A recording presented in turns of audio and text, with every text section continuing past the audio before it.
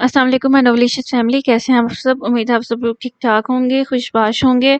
तो ये वाली एपिसोड आने में बहुत लेट हो गई है। I am really sorry. दरअसल मैं बहुत बहुत बिजी थी, तो मुझे बिल्कुल टाइम नहीं मिला अपलोड करने का। हालांकि मैंने आप लोगों को कहा था। मुझे बहुत लोगों के कमेंट आ रहे थे, और ख़ास तौर पर एक जिसे मैं मेंशन करना चाहूँगी, उनकी आईडी है अनस अवान। तो आपको तो I am really really sorry, क्योंकि आपने बहुत मुझे कमेंट किए हैं और आप बहुत वेट कर रही थी।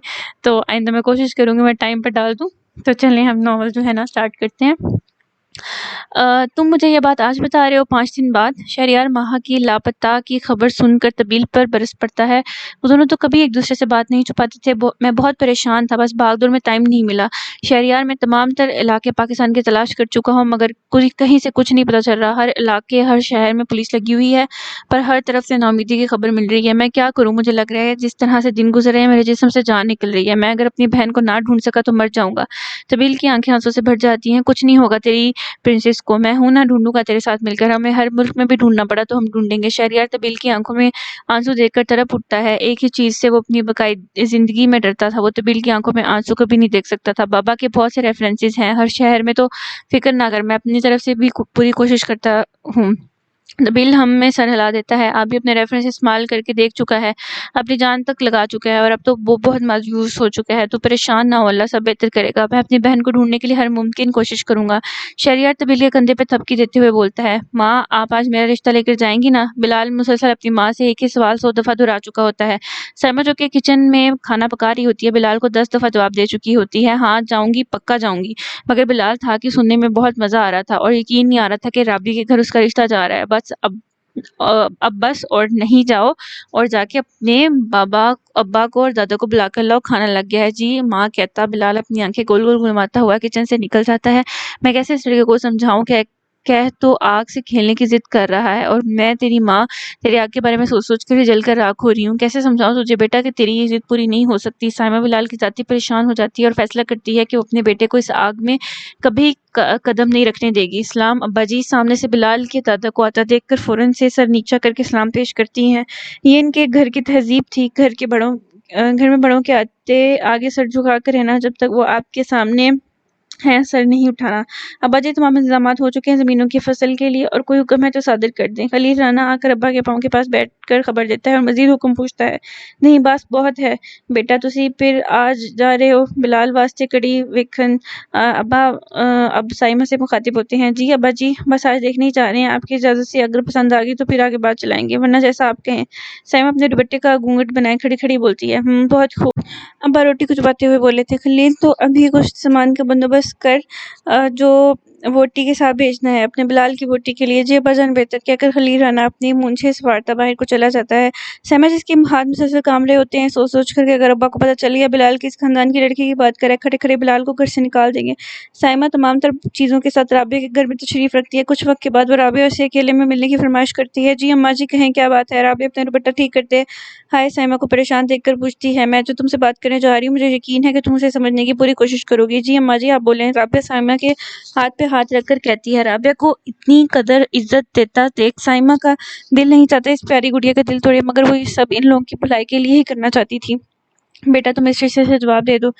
राबिया एकदम से साइमा के हाथों से अपना हाथ उठा लेती है। ये क्या कह रही हैं आप। राबिया हैरानगी से पूछती है, मैं जानती हूँ तुम दोनों एक दूसरे से मोहब्बत करते हो, मगर हम लोग इस खानदान से ताल्लुक़ रखते हैं। अगर तुम्हारे घर वालों को पता चल गया तो वो कभी नहीं मानेंगे, और हमारे घर में बड़े अब्बा तक खबर पहुंच गई तो वो बिलाल को एक सेकंड में घर से बेघर कर देंगे। हो सकता है कोई इससे भी सख्त सजा सुना दे। मैं अपने बिलाल को खोना नहीं चाहती। आज एक माँ अपने बच्चे की जिंदगी की फरियाद करने आई है, प्लीज़ मुझे खाली हाथ मत लौटाना। सैमा रोते हुए अपनी झोली फैला देती है। राबिया तो जैसे एकदम से सख्ते में चली जाती है। उसे बिलाल का चेहरा सामने नजर आता है। राबी मैं तुम्हारे बगैर मर जाऊंगा, और एक तरफ उसकी माँ के आंसू। ठीक है आप क्या चाहती है मैं क्या करूँ। राबिया खुद को नॉर्मल करते हुए पूछती है, इस रिश्ते से जवाब दे दो, क्योंकि बिलाल सिर्फ एक ही सूरत में इस रिश्ते से पीछे हट सकता है। मैं इस रिश्ते से जवाब दे दूंगी, मगर इसके बाद आपके बेटे की जो हालत होगी उसकी जिम्मेदार आप खुद होंगी। राबिया इतना कहकर उठ जाती है और फिर दोनों कमरे से बाहर आ जाती हैं। साइमा सब अलविदाई कलमात कहकर वापसी का रुख कर लेती है। राबिया खुद को कमरे में बंद कर लेती है। आंसू आंखों से बह रहे होते हैं। या खुदा, क्या मोहब्बत करना इतना बड़ा जुर्म है। क्या मोहब्बत की सजा इतनी बड़ी होती है। इनसे तो कह दिया अपने बेटे की हालत की जिम्मेदार खुद होंगी, मगर मैं अपनी हालत की जिम्मेदार किसको ठहराऊंगी। आप यहाँ बैठी हैं, क्या बात है। माला जो कि मदरसे में फ्रेश فرش پہ بیٹھی سوچوں میں گم ہوتی ہے، پیچھے سے گل آ کر تسلسل توڑتی ہے۔ گل بھی مالا کے ساتھ ہی بیٹھ جاتی ہے۔ کیوں پریشان ہو؟ آپ کو کیسے پتہ لگا میں پریشان ہوں؟ یہ جو تمہارا پاکیزہ چہرہ ہے نا، یہ سب بول دیتا ہے۔ مالا گل کی بات سن کر مسکرا دیتی ہے۔ ایک بات پوچھوں آپ سے؟ ہاں پوچھو۔ نامحرم کی محبت کو کیسے قبول کرنا چاہیے کہ نہیں؟ مالا اپنے دل کی پریشانی ایک پل میں ظاہر کر دیتی ہے۔ کیا محبت یک طرفہ کہ دونوں طرفہ؟ گل مالا کی طرف دیکھتے ہوئے سوال کرتی ہے، اس پر مالا نظریں چرا لیتی ہے۔ گل اپنی بات جاری رکھتی ہے، محبت جائز ہے اور یہ ایک فطری عمل ہے، اس میں کسی کا اختیار نہیں ہوتا، کیونکہ محبت کبھی بھی خود نہیں کی جاتی، یہ تو بس ہو جاتی ہے۔ وہ بات جو ہمارے دل میں ہے، جب تک اس کو عملی شکل نہیں دی جاتی تب تک وہ اختیار میں ہے اور اس کا گناہ نہیں ہے، کیونکہ اللہ تعالیٰ نے ہماری سوچوں اور شیطانی وسوسوں کو معاف فرمایا ہوا ہے۔ جب ہم غلط کام کو عملی شکل دیتے ہیں تب وہ ہمیں گناہ کی طرف لے جاتی ہے۔ سمجھ رہی ہو نا میری بات؟ گل مالا کے کندھے پہ ہاتھ رکھتے ہوئے پوچھتی ہے۔ مالا گل کی باتوں کو سن کر سکون میں آ جاتی ہے۔ اسے شہریار کی محبت کا اندازہ تھا، پر مالا نے تو محبت کا دعویٰ نہیں کیا تھا، نہ ابھی تک۔ اگر کوئی نامحرم محبت کا دعویٰ کرے تو اسے کیسے ڈیل کرنا چاہیے؟ مالا ایک اور سوال کرتی ہے۔ اگر تو اس کی محبت سچی ہے تو وہ تمہیں اپنی بات کہہ کر تمہارے حال پہ چھوڑے گا، تمہیں جواب کا احترام کرے گا۔ اگر تم رضامند بھی ہوئی تو اس کی محبت کو قبول نہیں کرو گی، اسے نکاح کی فرمائش کرو گی، کسی بھی اور ناجائز رشتے کی بجائے۔ یہی اصل طریقہ ہے، کیونکہ اچھی لڑکیاں ہر بات کھل کر نہیں کہہ دیتی، اور جو اللہ تعالیٰ کی نیک بندیاں ہوتی ہیں وہ اللہ تعالیٰ کو کبھی ناراض نہیں کرتی۔ گل اپنی خوبصورت آواز میں مالا کی ساری پریشانی دور کر دیتی ہے۔ مالا پر ایک سحر طاری ہوتا جاتا ہے۔ گل کی باتیں اس کی آواز میں جادو تھا، جو ہر گزرتے پل کے ساتھ سکون عطا کر رہا تھا۔ آپ یہاں مدرسے میں کیوں رہتی ہیں؟ مالا نہ چاہتے ہوئے بھی سوال کرتی ہے۔ نہیں، میں یہاں صرف پڑھانے آتی ہوں، شام کو اپنے گھر چلی جاتی ہوں۔ آپ کا بیٹا بھی آپ کی طرح بہت پیارا ہے ماشاءاللہ۔ مالا دل سے تعریف کرتی ہے دونوں ماں بیٹے کی۔ جزاک اللہ، گل مسکرا کر جواب دیتی ہے۔ ماہا اور نتاشا بتوں کی طرح ان لڑکیوں کے آگے بیٹھی ہوتی ہیں جو کہ پچھلے 2 گھنٹے سے میک اپ پہ لگی تھی۔ Now you can change your dress. وہ لڑکی انگلش میں ماہا کو کپڑے بدلنے کی تلقین کرتی ہے۔ مالا اپنا ڈریس دیکھ کر دھنگ رہ جاتی ہے۔ سلیو لیس، بازوؤں کے ساتھ ٹانگوں تک تنگ بلاؤز تھا۔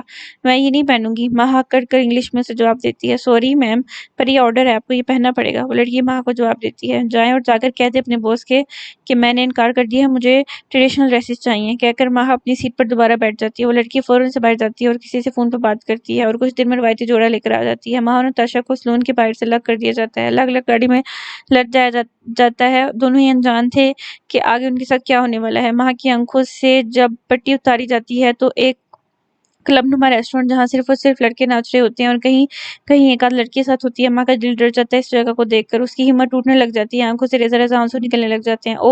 وہ دیکھو نیا مال آیا، ایک لڑکا زور زور آواز لگاتا ہے۔ ماہا اپنے کانوں میں ہاتھ رکھ لیتی ہے، اس جگہ سے وحشت ہوتی ہے۔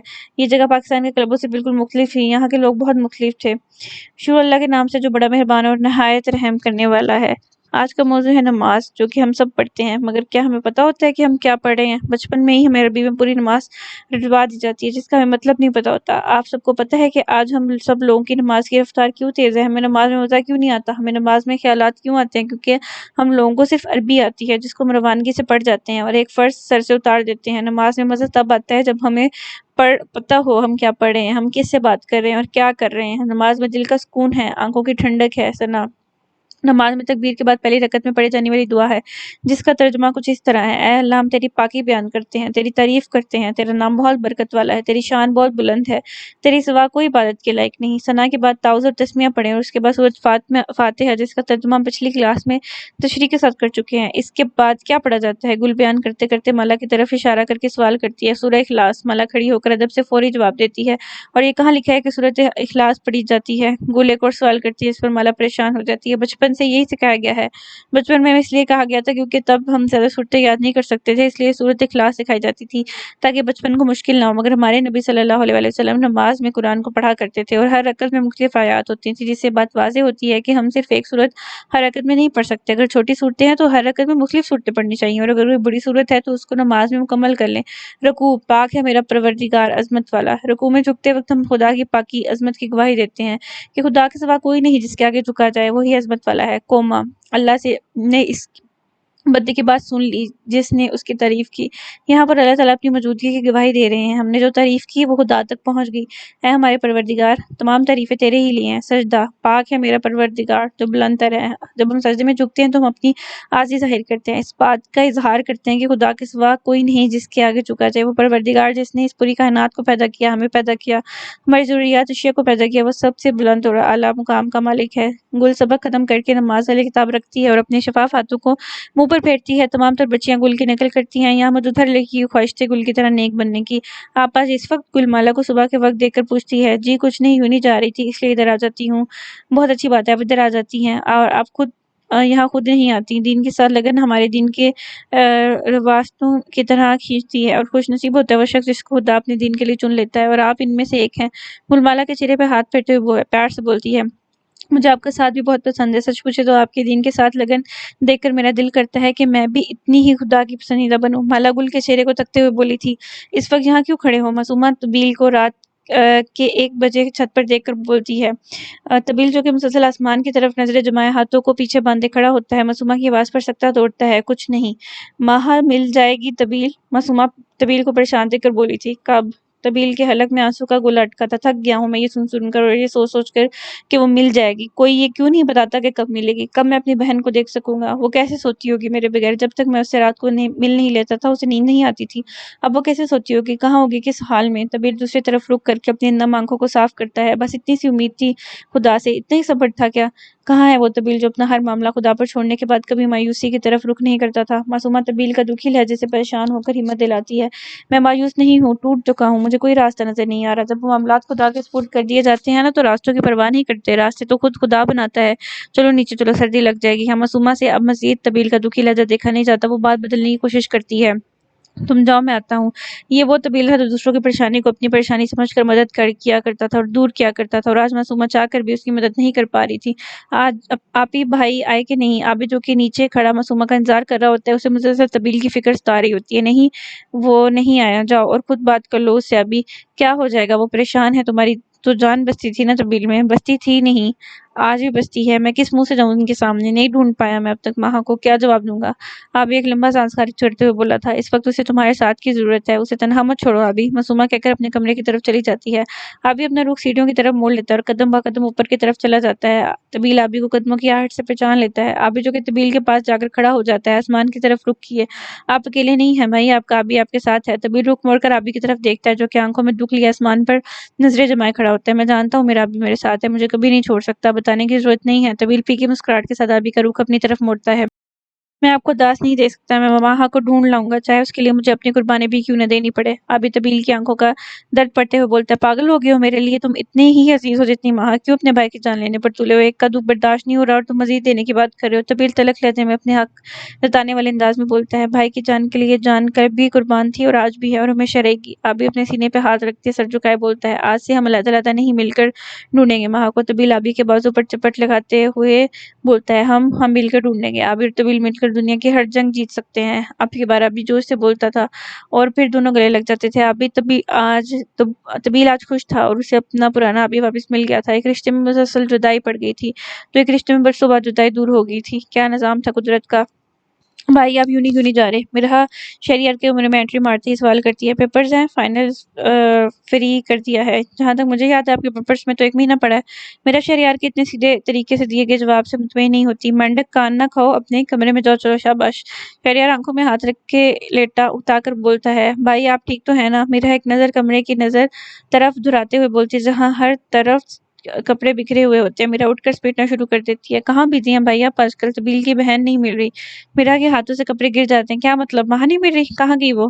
میرا کے ہاتھ کامنا شروع کر دیتے ہیں۔ طبیل اور شہریار کی وجہ سے ماہا اور میرا بھی ایک دوسرے کی دوست بن گئی تھی، آج 1 ہفتہ ہو چکا ہے، بس اسی کو ڈھونڈنے میں مصروف ہیں۔ شہریار اپنے بولے جا رہا ہوتا ہے کہ میرا اونچی رونا شروع کر دیتی ہے، مل جائے گی وہ، تم بچوں کی طرح میرے سامنے نہ رو پلیز۔ شہریار اسے چپ کروانے کی بجائے مزید ڈانٹ دیتا ہے، بھائی وہ بہت معصوم ہے، ڈرپوک ہے، وہ تو اکیلی قدم نہیں رکھتی تھی گھر سے باہر، تمام تر قربانیاں معصوم لوگوں کے حصے میں تو لکھی ہوتی ہیں، شاید ان میں برداشت کرنے کی ہمت ہوتی ہے اس لیے۔ شہریار پچھلے 1 ہفتے سے یوں نہیں گیا تھا، وہ طبیل کو کبھی اکیلا سوچنے کا چھوڑ بھی نہیں سکتا تھا۔ اچھا ادھر آؤ میرے پاس۔ شہریار میرا کو اپنے پاس بٹھاتا ہے، تم رونا بند کرو پہلے۔ میرا اپنے آنسو صاف کرتی ہے، تم مجھ سے وعدہ کرو کبھی میرے بغیر کہیں نہیں جاؤ گی۔ شہریار آگے ہاتھ کر کے وعدہ مانگتا ہے، وعدہ؟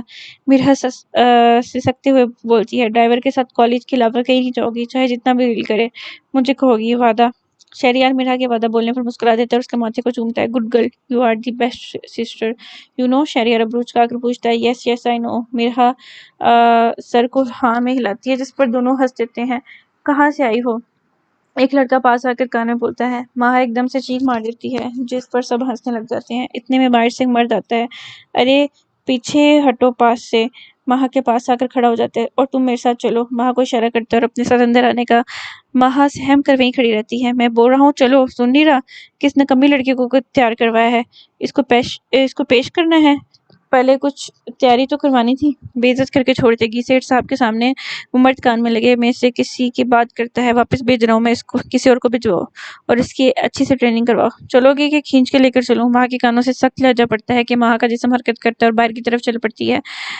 ابریدا کلب بحرین۔ مہا کی نظر کلب بورڈ پر پڑتی ہے اور یہ پہلی بار تھا کہ مہا کو باہر لایا گیا تھا اور آنکھوں پر پٹی نہیں باندھی گئی تھی۔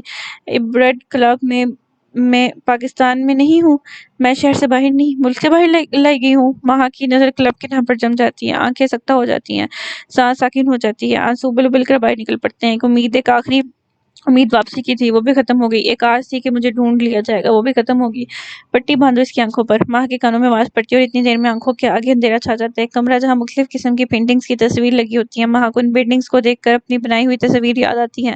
ہلکے اسکن کلر کے دیواریں جن پر تصاویر سجی تھیں، ایک سنگل بیڈ کے سوا کمرے میں کچھ نہ تھا۔ ایک دیوار پر لکڑی کے گدے بنا کر لگائے گئے تھے، جس سے صاف واضح ہو رہا تھا کھڑکی کو بند کیا گیا، اور آج ایک ہفتے بعد پہلا دن تھا جب ایک روشن جگہ پر مہا لائی گئی تھی۔ ایک پرسکون سانس لے پائی تھی، پر وہ اس بات سے اچھی طرح واقف تھی، اس پرسکون ستائش کے پیچھے بہت بڑی قربانی ہوگی، مجھے یہاں سے نکلنا ہوگا، مجھے اپنی مدد خود کرنی ہوگی، پر کیسے؟ مہا دل میں خود کو یہاں سے نکالنے کا ارادہ کرتی ہے۔ مہا بیڈ کے ساتھ والے دراز کھول کھول کر دیکھتی ہے، شاید کوئی اوزار مل جائے جس سے وہ اس لڑکی کے مضبوط گتھے کو توڑ سکے۔ ایک دراز کھولتی ہے، اس میں کچھ نہیں ہوتا، سارے دراز خالی ہوتے ہیں، جبکہ آخری والے میں کچھ سامان ہوتا ہے۔ ہتھوڑی اور پلاس کو دیکھ کر مہا کے چہرے پر ایک مسکراہٹ آ جاتی ہے۔ وہ جلدی جلدی سے اپنی ضرورت کا سامان نکال کر توڑنے لگتی ہے کہ اپنے ہاتھ روک لیتی ہے۔ ایک سیکنڈ، مہا یہ کیا کر رہی ہو؟ یہ سامان یہاں کیوں تھا؟ اسے یہاں کیوں رکھا گیا تھا؟ تاکہ مجھے چیک کیا جا سکے کہ میں بھاگنے کی کوشش کرتی ہوں کہ نہیں۔ ماں فوراً بھاگ کر اسے ترتیب سے چیزیں دراز میں رکھ دیتی ہے اور ایک نظر پورے کمرے میں دہراتی ہے کہ کیمرے تو نہیں لگے، مگر کہیں نہیں لگے ہوتے۔ تھوڑے سے قدم چل کر لکڑی کے دروازہ نما گتا جو کہ کھڑکی اس جگہ پہ لگا ہوتا ہے، اس کے سائڈ پہ ایک سوراخ ہوتا ہے، اسے باہر دیکھتی ہے جہاں دو گارڈز کھڑے ہوتے ہیں۔ یا خدا تیرا شکر! ماں ایک لمبا سانس اندر کی طرف کھینچتی ہے۔ مجھے آزمایا جا رہا تھا کہ میں بھاگنے کی کوشش کرتی ہوں کہ نہیں، یہ لوگ مجھے آزادی دے کر دینا چاہتے ہیں کہ میں اس کا فائدہ اٹھاتی ہوں کہ نہیں۔ یا اللہ تیرا شکر ہے میں نے کوئی گڑبڑ نہیں کر دی۔ کسی کے قدموں کی چاپ سنائی دیتی ہے۔ مہا جلدی سے بھاگ کر بیڈ پر جا کر ایک سائڈ پر چڑھ کر اپنا منہ گھٹنوں میں دے کر بیٹھ جاتی ہے۔ میڈم پلیز میرے ساتھ چلیں، مجھے آپ کی ٹریننگ کے لیے ہائر کیا گیا ہے۔ ایک لڑکی جو کہ اپنی حلیوں سے عربی لگتی تھی، گوری رنگت سنہرے بالوں کی حامل تھی، عربی زبان میں مہا سے مخاطب ہوتی ہے۔ مہا کو اس کی پوری طرح سے سمجھ نہیں لگتی، مگر وہ سمجھ جاتی ہے کہ اسے ساتھ لے جانے کا بول رہی ہے۔ مہا اٹھ کر بغیر کوئی سوال کیے چل پڑتی ہے کیونکہ وہ جاننا چاہتی تھی کہ وہ کس جگہ پر ہے۔ نیدا بیٹا، کیا کتابوں میں ہر وقت کھوئی رہتی ہو؟ آپ تو بھول ہی گئی ہیں کہ آپ کا ایک عدد باپ بھی ہے۔ ملک صاحب مزے سے کہتے ہوئے صوفے پر بیٹھ جاتے ہیں۔ نیدا اپنی کتابیں بند کر کے پاس آ جاتی ہے۔ ایسا ہو سکتا ہے میں اپنے ہینڈسم باپ کو بھول جاؤں ان بورنگ کتابوں میں؟ نیدا ملک صاحب کی آنکھوں میں دیکھتے ہوئے پوچھتی ہے۔ اوہ، ایک تو میری بیٹی ہے جو دل کھول کر میری تعریف کرتی ہے، ورنہ لوگوں کو تو یاد ہی نہیں ہے ان کا شوہر اتنا ہینڈسم ہے۔ ملک صاحب جان بوجھ کر اونچی آواز میں نیدا کو آنکھ مارتے ہوئے بولتے ہیں۔ کریں خراب اپنی بیٹی کو، کوئی شرم ہے تو باقی رہ ہی نہیں گئی نا۔ آج کل کے دور میں کوئی بیٹی کے سامنے ایسی باتیں کرتا ہے؟ باہر سے شہناز بیگم کی آواز آتی ہے کہ دونوں کہکا لگا کر ہنس دیتے ہیں۔ ماما تو ویسے بھی بہت جیلس ہوتی ہے، میں نے ان کے مسٹر پہ ڈاکہ جو ڈال لیا ہے۔ نیدا بھی اونچی آواز میں جواب دیتی ہے کہ شہناز بیگم ہاتھ میں چمچا لیے اندر آ جاتی ہیں۔ اب بول، او بچاؤ بچاؤ! نیدا بھاگتی ہوئی بولتی ہے۔ کیا کر رہی ہیں؟ چھوڑ دینا، میری بچی ہے۔ مسٹر ملک ہاتھ سے چمچا پکڑتے ہیں۔ مار لینے دیں، جب میں چلی جاؤں گی نا تب یاد کریں گی مجھے، نیدا جذباتی کرنے والے انداز میں بولتی ہے۔ یاد تو میں تجھے اب بھی کر رہی ہوں، ہاتھ میرے! شہناز بیگم ضبط کرتے ہوئے اپنی گرفت ملک صاحب کے ہاتھوں سے چھڑواتی ہیں۔ کیا یار ابھی میں اس سے شہریار کے بارے میں بات کرنے آیا تھا، بھگا دیا آپ نے، بہت سر پہ چڑھایا ہوا ہے آپ نے، ایسے بھیجیں گے کہ سسرال؟ پہلے مجھے کچھ سکھا لینے دیں اسے، عمر ہی کیا ہے ابھی ہماری بچی کی۔ اوہ تو یہ بات ہے، آپ کے بھی دل کو کچھ ہو رہا ہے جب سے میں نے اس رشتے کی بات کی ہے۔ میں بھی کہوں میری بیگم ہٹلر کیوں بنی ہوئی ہے؟ ملک صاحب کندھے پہ کونی رکھے ہوئے مزے سے بولتے ہیں۔ میں آپ کو ہٹلر رکھتی ہوں؟ شہناز کونی جھٹکتے ہوئے سیدھی کھڑی ہوتی ہے۔ نہیں نہیں، وہ تو بس ایسی منہ سے نکل گیا، کیا کر نیدا کی طرف ملک صاحب بھی فرار ہو جاتے ہیں۔ کچھ نہیں ہو سکتا ان باپ بیٹی کا۔ شہناز بیگم مسکراتے ہوئے اپنے کام میں لگ جاتی ہیں۔ خدشات ملک صاحب کے غلط نہ تھے، جب سے نیدا کے رشتے کی بات کی تھی شہناز بیگم چڑچڑی ہو گئی تھی، آخر ایک ہی تو اولاد تھی، اور اس کے جدائی کا سن کر دل دہلا گیا تھا۔ غلام چچا، ماں آئی کہ نہیں ابھی تک؟ بلال چچا کو گزرتے دیکھتا ہوا پوچھتا ہے۔ نہیں بیٹا، بس کچھ ہی دیر میں آنے والی ہوں گی، بڑے صاحب نے گاڑی لے کر جانا ہے تو فرید کو پتہ ہے وقت پر آئے گا۔ چچا اپنی ہی تمام کہانی سنانے لگ جاتے ہیں۔ بلال چونکہ باہر سیڑھیوں پر بیٹھا کب سے اپنی ماں کی راہ تک رہا ہوتا ہے، تھک کر اندر اپنے کمرے میں چلا جاتا ہے۔ پتہ نہیں کیوں مجھے بھی عجیب سی کیفیت محسوس ہو رہی ہے، جیسے کچھ اچھا نہیں ہونے والا۔ بس بلال کیا ہو گیا تجھے؟ میں ابھی سے رابی کی روح آ گئی ہے کیا؟ اتنے میں باہر گاڑی کا ہارن بج جاتا ہے۔ ماں آ گئی۔ بلال اپنے کمرے کی کھڑکیوں سے دیکھتا ہے مگر باہر نہیں جاتا۔ دادا جان باہر آ جاتے تھے اور اگر بلال باہر جاتا تو کھڑے کھڑے سنا دینی تھی۔ اوف ماں جلدی سے گھر آ جاؤ، اوپر میں انتظار کر رہا ہوں۔ بلال کی نگاہ جب اپنی ماں سے ملتی ہے تو اشارے میں بولتا ہے، جس پر سائمہ نظریں چرا لیتی ہے۔ کس طرح اپنے بیٹے کا دل اپنے ہاتھوں سے توڑوں گی، یہ بات سمجھ نہیں آ رہی۔ رابعہ سے کہنا آسان تھا مگر اپنے جگر کے ٹکڑے کو کس طرح سنبھالوں گی؟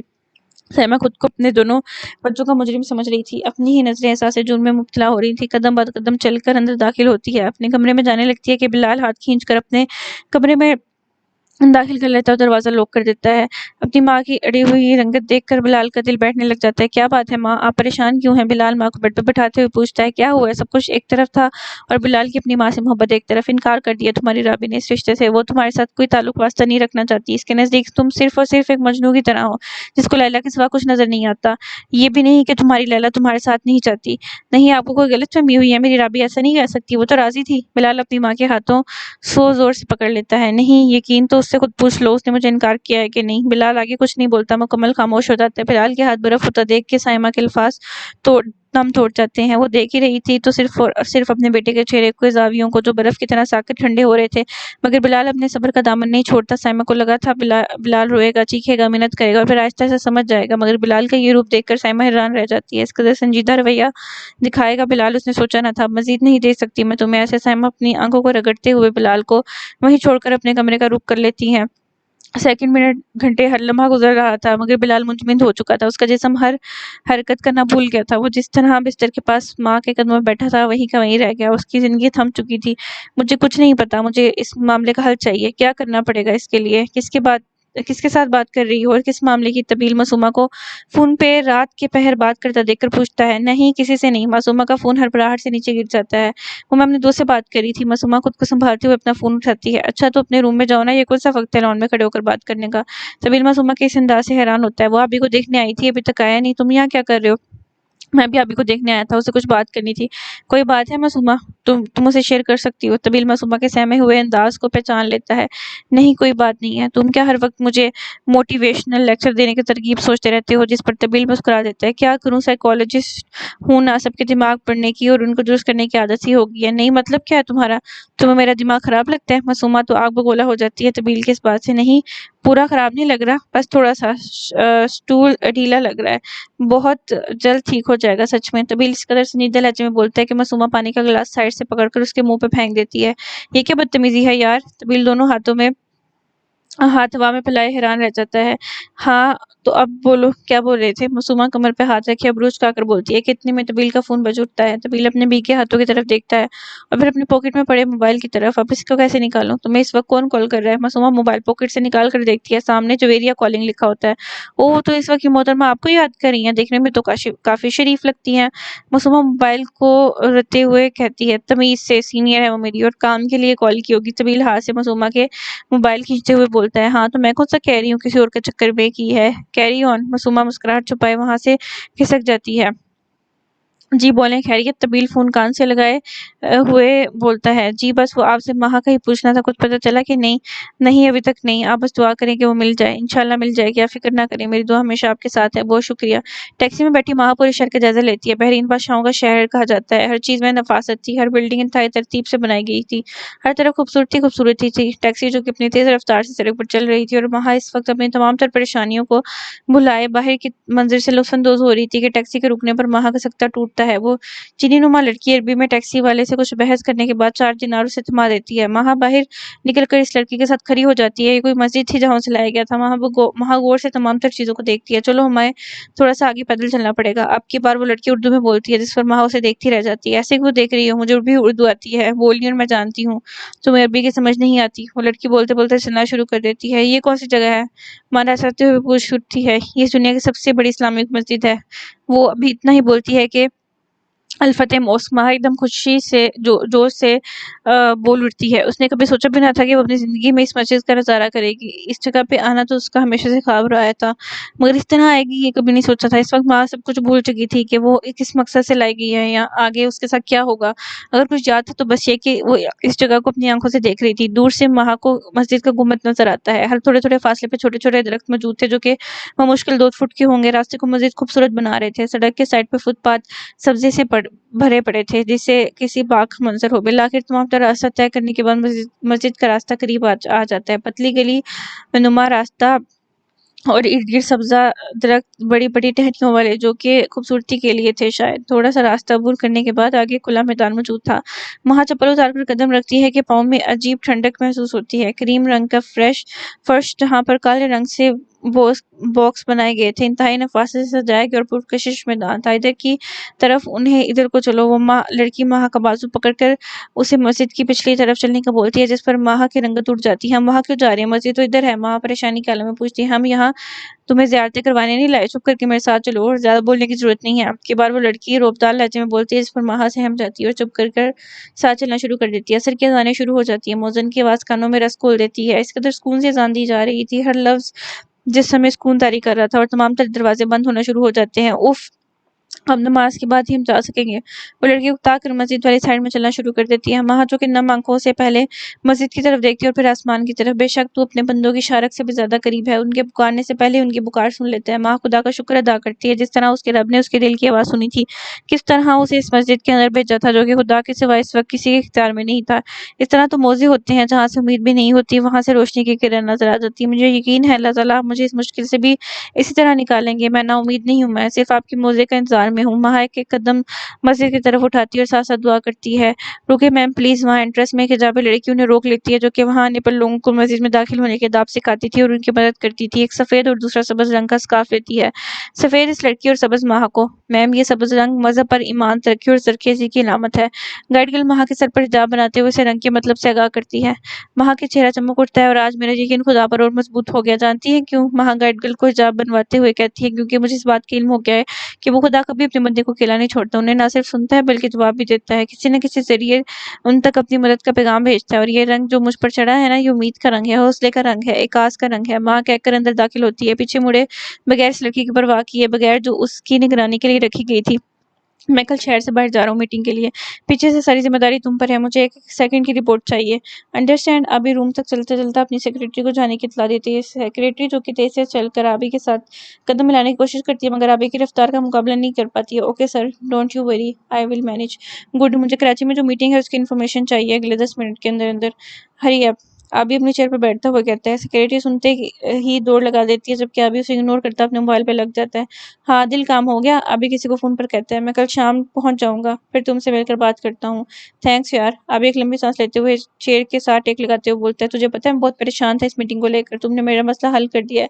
कहकर अभी फोन बंद कर देता है. मैंने क्या किया है? कानों में माह की आवाज गूंजती है. अभी दुख से अपनी आंखें मीच लेता है. महा का रोता हुआ चेहरा सामने आ जाता है. अभी एकदम से सीट से उठकर खड़ा हो जाता है और बालकनी के पास खुली फिजा में चला जाता है. आंखें कब नम हुई पता ही नहीं चला. हर तरफ दुख था, दर्द था, एक खामोशी थी जो अंदर ही अंदर खाई जा रही थी. महा से कभी इतना ज्यादा लगाव तो ना था, फिर आज उसके लिए आंसू, उसके लिए तड़प क्यों इतनी बढ़ रही है? शायद ये पछतावा है अपनी गलती का. अभी खुद कलामी की है, अपने अंदर के डर से भाग रहा था, हकीकत से भागना चाह रहा था. सिर्फ एक मौका दे दो, मैं तुम्हें कभी हर्ट नहीं करूंगा, कभी ऊंची आवाज में बात नहीं करूंगा. इतने में अभी का फोन बजता है. जी भाई, अभी तुम कराची जा रहे हो? तबील खबर मिलते ही अभी को कॉल करता है. जी भाई, एक बहुत जरूरी मीटिंग थी इसलिए जाना पड़ा है. मैं जल्द आ जाऊंगा. अच्छा अच्छा, मैंने बस ये कहना था कि अगर मेरी जरूरत है ऑफिस में तो बता दे. वैसे तो डैड है ऑफिस में, पर अगर आप आना चाहें तो आपकी मर्जी है. चलो ठीक है, मैं एक आध चक्कर लगा लिया करूंगा. तुम अपना ख्याल रखना. श्योर भाई. थैंक्स. अभी हल्की सी मुस्कुराहट पे शुक्रिया अदा करता है. मैं आई कम इन? सर. जोहा हाथ में फाइल्स पकड़े अंदर आने की इजाजत तलब करती है. यस कम इन. सर इनमें सारी इन्फॉर्मेशन मौजूद है कराची वाली मीटिंग की. Okay good. अभी कहकर फाइल चेक करने लग जाता है. सर वो आपसे एक बात करनी थी. जोहा डरते डरते बोलती है. कहो. अभी फाइल से नजरें हटाकर जोहा की तरफ देखता है. सर आपको अभी कराची नहीं जाना चाहिए. बहुत सी कंपनीज आपकी दुश्मन बनी हुई हैं. आपकी यहाँ से जाती है वो लोग कोई ना कोई अपना मिशन सर अंजाम दे देंगे जो अपनी राय पेश करती है. मैं जानता हूँ, इसी वजह से जा रहा हूँ. कराची वाली मीटिंग 10 कंपनीज को चेक करके हमारी कंपनी को मिली है. सब लोग समझ रहे हैं कि मेरे पर्सनल इश्यूज की वजह से मैं काम पर तवज्जो नहीं दूंगा और ये लोग इस चीज़ का फायदा उठा लेंगे. बट अब्दुल्ला सलीम बहुत अच्छे से जानता है कि उसे अपने कारोबारी काम और जाती काम को किस तरह लेकर चलना है.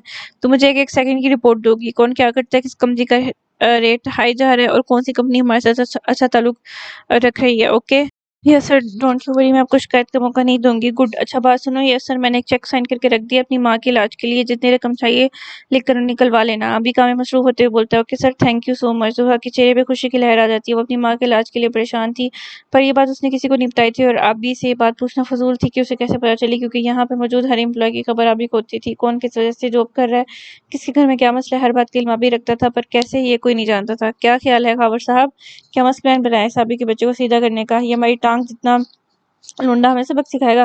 नदीम और खावर कहका लगाकर हंसना शुरू कर देते हैं। यार प्लान तो कमाल है, पर तरीका हमारा ठीक नहीं लग रहा मुझे। खावर कुछ देर के लिए परेशान हो जाता है। बिजनेस में कुछ सही गलत नहीं होता खावर साहब, जब ये सीधी उंगली से ना निकले तो उंगली टेढ़ी करनी पड़ती है, और फिर हम कौन सा कुछ ज्यादा गलत कर रहे हैं, बस इसको बेवकूफ़ ही तो बना रहे हैं। काफी अच्छा वक्त गुजरा है सलीम साहब के साथ, यार दिल नहीं मुतमईन हो रहा मेरा। ज्यादा ना सोचो जनाब, हम कुछ गलत नहीं कर रहे, मेरा यकीन करो। देख मैं तेरे सामने बात कर रहा हूँ, कुछ गलत लगा तो हम नहीं करेंगे। नदीम फोन निकाल कर एक नंबर मिलाता है। हेलो बेटा, कैसी हो? मैं ठीक हूँ। सोचा फिर आपसे इस बारे में जो मैंने आपसे बात की थी, मैं आपकी बात पे कैसे यकीन कर लूँ कि आप जो कह रही हैं वो सच है। देखो बेटा, वक्त तुम्हारे पास बहुत कम है, अगर तुम इन सोचों में पड़ोगी तो वो तुम्हारी बहन के साथ कुछ कर देंगे। मासूमा की आंख में आंसू आ जाते हैं।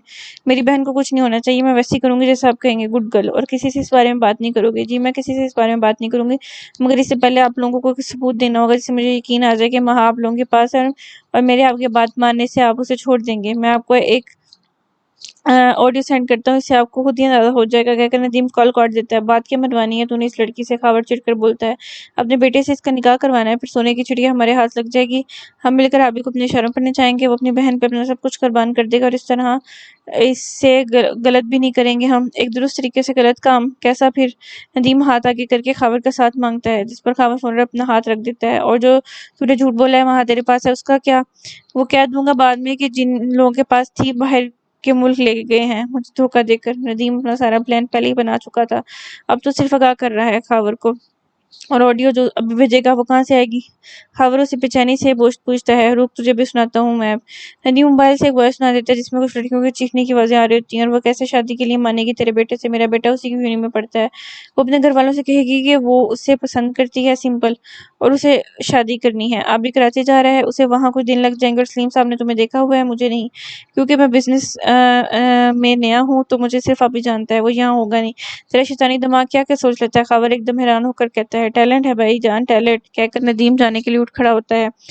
या अल्लाह, मैं कितनी अकेली हूँ, मेरी मदद फरमा, मैं क्या करूँ, किससे बात करूँ? माला भी नहीं आ रही। मासूमा कैंटीन में बैठी अपनी सोचों में गुम होती है कि पीछे से एक लड़का आकर मासूमा को डरा देता है। मासूमा एकदम से चीख मारती है। क्या हुआ डार्लिंग? मैं हूँ, एक लड़का जो कि पैंट शर्ट पहने, कानों में छोटी छोटी बालियां पहने, हाथों में तस्बीह नुमा दानों को ब्रेसलेट पहनाए हुए हम पहना है, शर्ट के आधे बटन खोले हुए होते हैं, पैंट को घुटनों तक किए चलता मासूमा के सामने आकर बैठ जाता है। मासूमा को उसके हुलिये से ही इस शख्स से वहशत होना शुरू हो जाती है। ये क्या बदतमीजी है? मासूमा एकदम से खड़ी हो जाती है। तमीज नहीं सिखाई किसी ने? पता नहीं है कि कहाँ से आ जाते हैं जाहिल लोग। मासूमा जाने लगती है कि वो आगे आकर आहिस्ता से रोक लेता है रास्ता।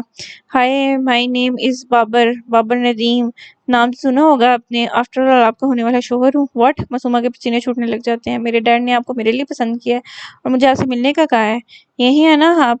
बाबर अपने मोबाइल से मासूमा की तस्वीर निकालकर उसे दिखाता है। देखिए मैं आपको नहीं जानती, मुझे जाने दे प्लीज। मासूमा मिन्नत वाले लहजे में कहती है। तो अब जान लेते हैं, थोड़ा ही वक्त है हमारे निकाह में, बाद में फिर सारी उम्र जानना ही है।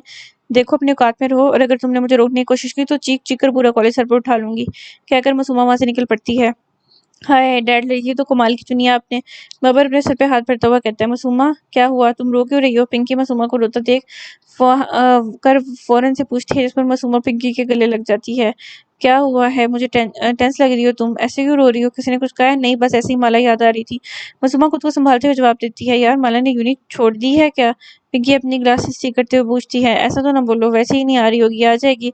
नहीं, वो ट्रिप के बाद यूनी नहीं है, और उसका कॉन्टैक्ट नंबर भी नहीं है मेरे पास। ओह, मुझसे बहुत नाराज होगी ना, मैं उसके साथ ट्रिप पे नहीं गई थी। मासूमा परेशान होते हुए कहती है। हाँ, बहुत ज्यादा नाराज थी वो तुमसे, पर यूनी क्यों नहीं आ रही? पिंकी की सुई एक ही बात पड़ रही थी। मैंने भी व्हाट्सएप पर मैसेज किए थे, पर शायद बंद है इसका व्हाट्सएप।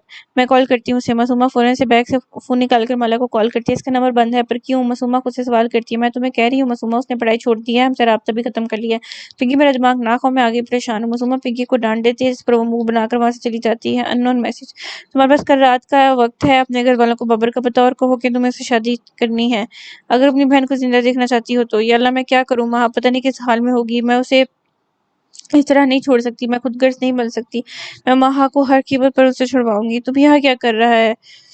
طویل عابد کو ہاسٹل کے باہر کھڑا دیکھ کر پوچھتا ہے۔ وہ آپ کا انتظار کر رہا ہوں۔ اچھا چلو آؤ مل کر چائے پیتے ہیں، ہماری ابا ادھر آ جائیں گی۔ طویل عابد کا ہاتھ پکڑ کر اسے کیفے میں لے جاتا ہے۔ آپ ہمیں کیفے میں جوائن کر سکتی ہیں، میسج لکھ کر جویریہ کو سینڈ کر دیتا ہے۔ ہمیں مطلب مجھے اور عابد کو۔ اتنے میں جویریہ سامنے آ جاتی ہے۔ السلام علیکم ابا۔ عابد کھڑے ہو کر جویریہ سے گلے ملتا ہے۔ کیسا ہے میرا پیارا بھائی؟ جویریہ پیکر سے عابد کا ماتھا چومتی ہے۔ طویل کی آنکھیں نم ہو جاتی ہیں۔ کیسی ہے میری پرنسس؟ طویل ماہا کا ماتھا چومتا ہوا اسے پوچھتا ہے۔ آپ کیسے ہیں ڈاکٹر طویل؟ جویریہ طویل کی طرف دیکھتی ہے کہ طویل اپنا رخ موڑ کر آنسو صاف کرتا ہے۔ میں ٹھیک، اللہ کا شکر۔ جویریہ طویل کے آنسو دیکھ لیتی ہے، ایک دکھ کی لہر اس کے اندر دوڑتی ہے۔ طویل کا دکھی ہونا اسے دیکھا نہیں جاتا۔ آپ کو پتہ ہے میں نے آج اپنے ہاتھوں سے کوکیز بنائی ہیں، کھائیں گے؟ جویریہ خوشی سے ماحول کو بدلنے کی کوشش کرتی ہے۔ نہیں میرا دل نہیں کرا، آپ لوگ کھائیں۔ طویل کہہ کر وہاں سے اٹھ جاتا ہے۔ سوری فار دس پر کبھی صحیح کہہ کر طویل وہاں سے چلا جاتا ہے۔ آپا انہیں کیا ہو گیا؟ عابد معصومیت سے پوچھتا ہے۔ تم نماز پڑھتے ہو؟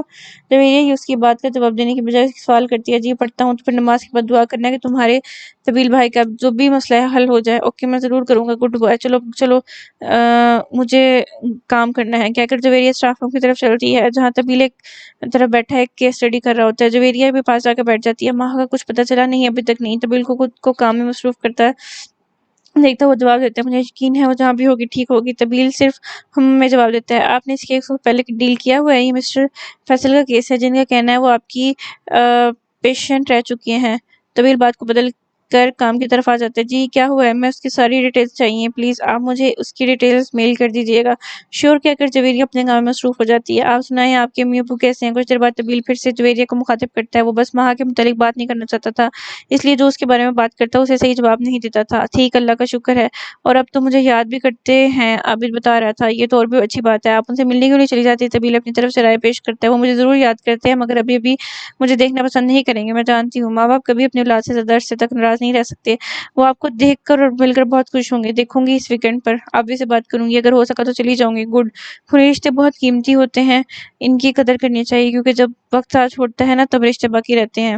باہر آجو میں ویٹ کر رہا ہوں۔ طویل جو کہ معصومہ کے یونی کے باہر کھڑا ہر میسج کرتا ہے۔ اتنے میں سامنے معصومہ کسی سے بات کرتی نظر آ جاتی ہے۔ طویل کار سے باہر نکل کر دیکھتا ہے معصومہ۔ طویل اونچی آواز میں بولتا ہے بابر جو کہ مسلسل معصومہ کو تنگ کر رہا ہوتا ہے طویل کی آواز پر بھاگ جاتا ہے۔ وہاں سے معصومہ دل میں شکر ادا کرتی ہے طویل کا۔